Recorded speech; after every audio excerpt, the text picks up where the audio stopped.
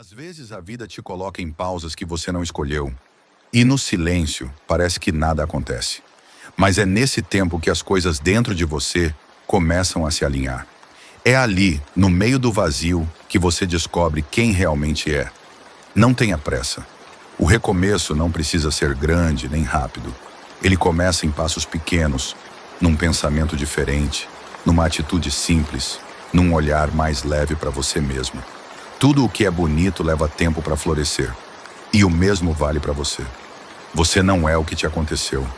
Você é o que decide fazer com o que aconteceu. E escolher recomeçar é a prova de que o seu coração ainda tem esperança. Entenda, ninguém tem tudo resolvido.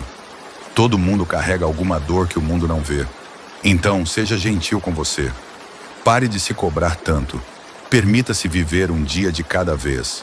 A força em continuar, mesmo sem saber o destino. A coragem em tentar outra vez, mesmo depois de ter caído. E a beleza em seguir acreditando, mesmo quando o coração está cansado. Um novo amanhecer está chegando. Pode não ser hoje, pode não ser amanhã, mas ele vem. E quando vier, você vai entender o porquê de cada lágrima, de cada demora, de cada recomeço. Você é mais forte do que imagina. E o mundo ainda vai se surpreender com tudo o que você será capaz de se tornar. Porque a sua história não terminou nos dias difíceis. Ela está sendo escrita agora, com cada passo que você dá, mesmo que ainda com medo. Recomeçar é um ato de coragem, e coragem é o que te faz vencer. Então siga de cabeça erguida, com o coração em paz, e com a certeza de que a vida sempre tem algo bom reservado para quem não desiste. Para você que está cansado, para você que sente que perdeu o rumo, que olha para a vida e não enxerga mais saída, eu quero que você ouça isso com calma.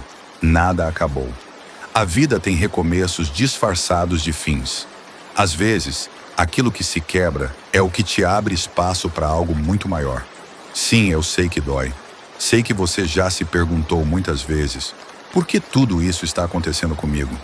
Mas acredite, cada queda, cada pausa, tem um propósito escondido que você só vai entender mais tarde. Recomeçar não é voltar ao ponto de partida, é seguir em frente com o que aprendeu no caminho.